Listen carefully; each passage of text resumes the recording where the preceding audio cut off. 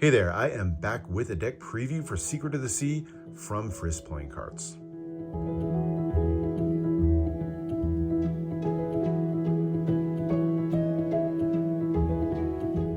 Fris Cards made their debut on Kickstarter with their first deck, the Elves deck that was completed last year. It's a beautiful deck, in particular that really striking tuck box with the green and black, and it's one that follows a fictional fantasy land and looks at the elves and different races that make their home there. But for their second deck, they decided to stay in that same realm, but this time make their way out to the ocean, exploring some of the pirates, the sailors, and the mysterious creatures that make their home on the open waters. It's a great theme, and they did an impressive job with their first deck, so can't wait to see what they have in store for deck number 2. This is a preview, so this is a prototype version of the deck. If you like what you see in this one, make sure to check the link down in the description. You can consider backing the campaign for yourself. It launches in just a few days. And just as a reminder, this is a prototype, so there's going to be some changes from this version of the deck until we see the final. I'll try to call out some of the ones that I know about as we go through it, but this should give you a really good idea of what to expect with the final version of the deck. So let's check it out. There's actually multiple versions of the deck. We'll get a chance to talk about some of the differences in them. We're going to start off with the deluxe version of the deck, which, despite the name, is kind of more the standard version of the deck from the campaign. All right, so it's done with a tuck box that is going to be printed by Boschiero Newton, and these prototypes were also printed by Boschiero Newton, and they do amazing work. Boschiero, the best tuck boxes in the world, bar none, in my opinion, and you can really see that in full force on this tuck box here. Beautiful, super intricate foil work. 3 different colors of foil. You get the kind of more yellow gold here, the brighter gold on the outside, and then little bits of copper accents as well. So 3 different colors of foil and super detailed work. Of course, you get the name of the deck, Secret of the Sea, and that really flowery script in the center. And then everything from the waves in the water, the filigree on the outside, the details like the seahorses or the pirate skull at the bottom, all of it done in super fine detail. And no matter how closely you look at it, it's just so impressive how much detail and how fine of foil work Boschiero is able to pull off in this one. They did a magnificent job and really can't wait to see the final product as well. But really nice detail work on the front of the tuck box. The side here says the name of the deck, Secret of the Sea, on both sides. Bottom has your ad copy for Fris Cards and WJPC, who's going to manufacture the final version of the cards. More filigree and detail there on the top with a little copper gem in the center. And then the back has a foiled version of the back design of the cards. And again, another nice point to stop and just marvel at the fantastic detail foil work that Boschiero was able to achieve. We'll look at some of the artistic details of this one as we go into the actual backs of the cards, but just take a look at how just impressive that foil work is. As you open up the inner flap, of course, more foil details with that nice bronze spade pip there in the center. And then the compass rose represented on the smaller inner flaps. The interior printing here is actually the same interior printing that you'll find on the Elves deck, and it's a fantasy map of the land. Of course, the 2 decks are set in the same basic universe, and so using the same map on the interior of Secret of the Sea makes a lot of sense. Fantasy map making is an art all of its own, and they did a really good job of kind of bringing the land to life through the map here, and really nice interior printing. So very impressive tuck box. Really just excited to see this one finally come to life. They did a fantastic job on this one and can't wait to see the final product. And stay tuned for the end. We'll look at some of the other versions of it where they have some different colored foil and things like that on the other versions of the deck. But let's check out the cards first, and we'll start with the back design. And if you thought the detail work on the tuck box was impressive, take a look at this. Just super intricate detail. And if you can believe it, the final version of the deck's actually going to be done in foil instead of metallic inks. I cannot wait to see how they're able to pull off this level of detail in foil, but they've assured me that they're going to be able to manufacture this in the level of detail and precision that's necessary. So can't wait to see that. Beautiful filigree surrounding every square inch of this one. Nothing left empty on this. And the beautiful image of the ship in the center on the waters. Now, this may at first glance look like it's a 2-way back design, but it's actually not. It's actually differences in the ship from one side to the other.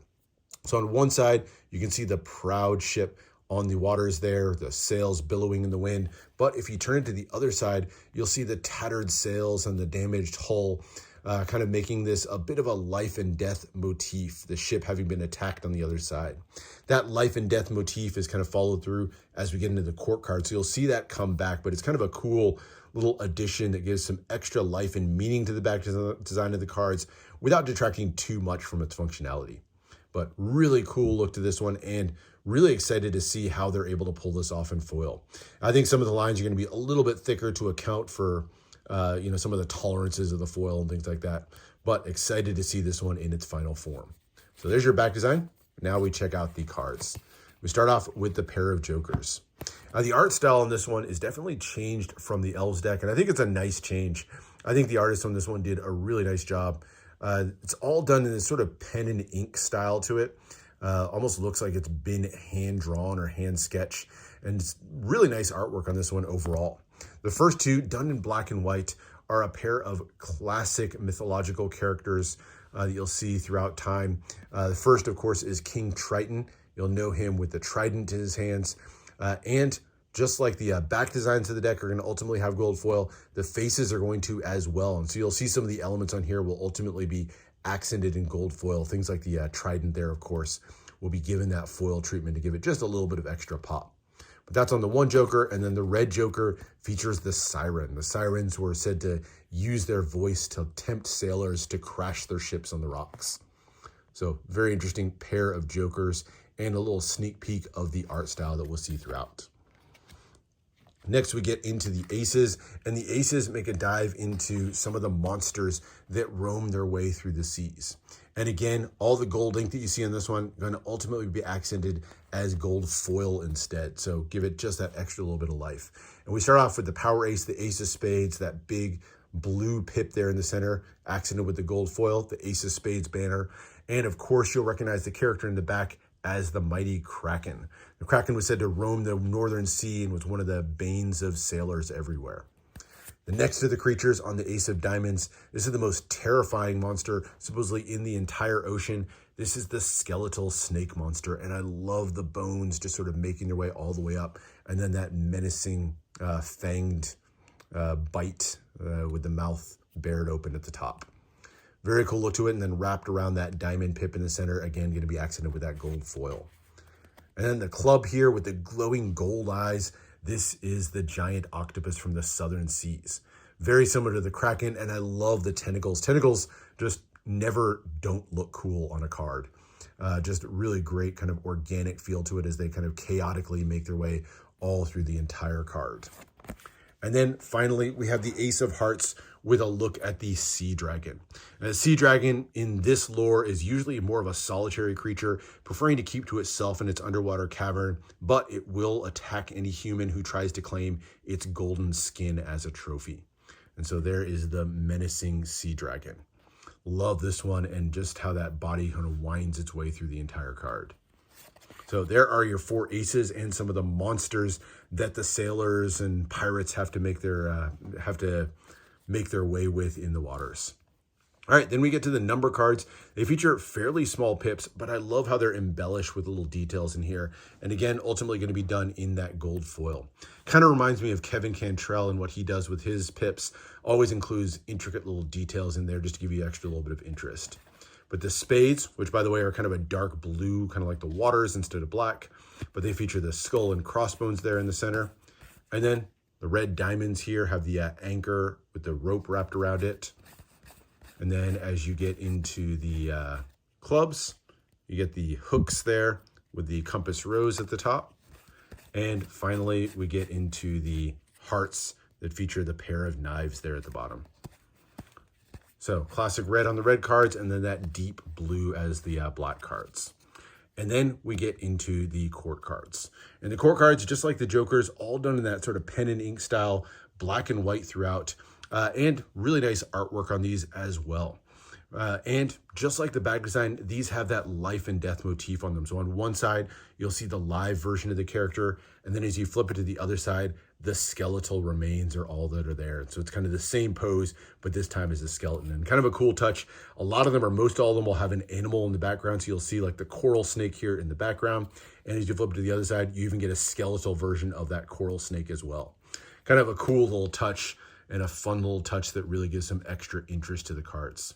And of course, it's a fantasy inspired deck. And so you know there's going to be a little bit of lore to surround it.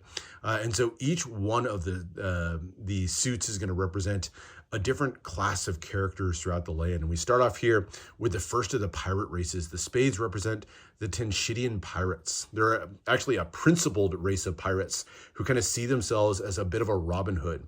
They make their home in the southeast, and like Robin Hood, they only raid the richest of ships. And so they want to claim only from the rich. And so with the three here, you get to look at the Jack here. This is Captain James. You get the Queen, who's Irie, the Pirate Queen. Love the eel twisted around her in the back. And then the King here with the winged pelican in the background. This is Nicholas, the King Commander, that classic style pirate with the eye patch and everything. And then there's the skeletal version of the same. All right, and then we go into the diamonds. And so, of course, you have pirates, but you're also going to have the Navy. And so the red cards represent the Navy. And this is specifically the Zrienard Navy. They're a ragtag force who patrols the seas, and they've waged battle with some of the most fearsome beasts and creatures of the ocean.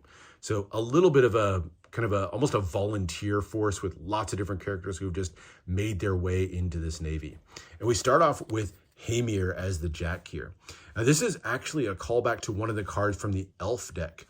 He appears as one of the half-elves in the original deck, and after a life of sort of mischief and problems, he's decided to join this pirate or this Navy to redeem himself and make good. And so here he is now as a warrior on the ship. You can see him there with the sword in hand and that beautiful swordfish wrapping its way around him. Then comes the Queen of Diamonds, Marianne. She's made her way through bars and taverns all throughout the land and picked up tons of skills, and now she's made her way onto the ship. So there she is. I love the stingray on this one. It's one of the cooler animals. And then finally is Sir Edward, the old former whale hunter who now leads the ship and actually lost his hand in battle. That golden hand there, lost in battle with one of the sea monsters in a brutal fight. And then we go to the clubs, and we're back to the pirates now for the clubs. This is a look at the Dweeburn pirates, the most ruthless crew on the sea. Whereas the Tenshidian pirates were kind of a more principled race of pirates, the Dweeburn pirates are sword masters. They take no prisoners. They only kill. And so you get the three of them here, the slightly insane John. He's one of the mad warriors who makes his way on the ship. And then next up is Lady Morgana, the fierce queen. This is the one card. This is actually the first card that I saw with the deck. Love the look of this one, the eye patch and everything. And then finally, as the King of Clubs, the truly insane King Captain Edward. And very classic kind of Blackbeard style pirate, complete with the parrots on his shoulder. And love the skeletal parrot. So very classic looking pirate there. And then finally, we're back to the Navy with the Vale Navy. So whereas the Zrienard Navy was sort of a ragtag force, this is sort of the elite forces with the Vale Navy, the most prestigious force in the world. They patrol the coast, and basically they're the ones who do battle with the pirates day to day. And making their way on this version, you have Sir Drake, the young lieutenant with the monkey on his shoulder. Next up is Lady Celeste, the Commandress Queen. And that, I'm not sure what kind of animal that is or what kind of eel or something that is behind her. And then with the eagle on his shoulder, an interesting choice, this is Sir James, the powerful and noble captain. You can see him there. I'm a big Les Mis fan, so this one reminded me of Javert from Les Mis. But very cool look to that one, and the eagle on his shoulder there just kind of gives it that noble look to it overall. And the final extra card, and this one's a preview of something that kind of gives you a hint of what's in one of the final versions of the deck. There's actually going to be a colorized version of the deck. We'll talk about that in a second, but you get a colorized card as your last extra card. And so this is a look at, let's see if we can find it in here, the Queen of Clubs, but done in full colors. You can get a look at both styles. And that is the courts and the characters of the deck. Beautiful set of characters. And like I said, there's going to be multiple versions of the deck. So lots of improvements to come in this one, in particular that gold foil. But there's also other versions of the deck as well. And so just to look at them, have the sample tuck boxes here. This is the Morgan Gold version of the deck, kind of in inverted colors. Looks very similar, but you'll see the colors are kind of inverted. So the golds are kind of swapped around. And the Morgan version of the deck, the Morgan Gold version of the deck is actually going to feature gold gilded cards. And then we also have the John Silver version of the deck. This one's really cool. The red, the blue, and the silver. Just a great contrast against that black. And this one's going to be silver gilded. And then the final fanciest version of the deck, this is the Blackbeard edition of the deck. And I love this tuck box. Those blues just look fantastic with the gold. Really pops. And these are going to feature blue holographic gilding. Should be a really impressive finish for the final most deluxe version of the deck. So 4 different versions of the deck that are going to be with the campaign, 3 gilded versions, and of course, the 1 deluxe standard version that we got a chance to look at first. And that is The Secret of the Sea. Really impressive looking campaign, and one that I'm going to be a backer for myself. So if you like what you see on this one, if you're impressed by it, if the ocean is kind of your jam, well, make sure to check this one out on Kickstarter when it launches in just a few days. I'll put a link down in the description. So if it's already launched, that'll take you right to the campaign. If it hasn't launched yet, well, that'll take you to where you can subscribe to make sure you're notified the instant the campaign launches. But hope you enjoyed this one. Thanks again to Fris Cards for sending me these prototype materials here so that I could check out the deck and share it with you guys. Hope you enjoyed, and make sure to subscribe for more deck reviews, more unboxings. Let me know what else you want to see, and I'll see you for the next one.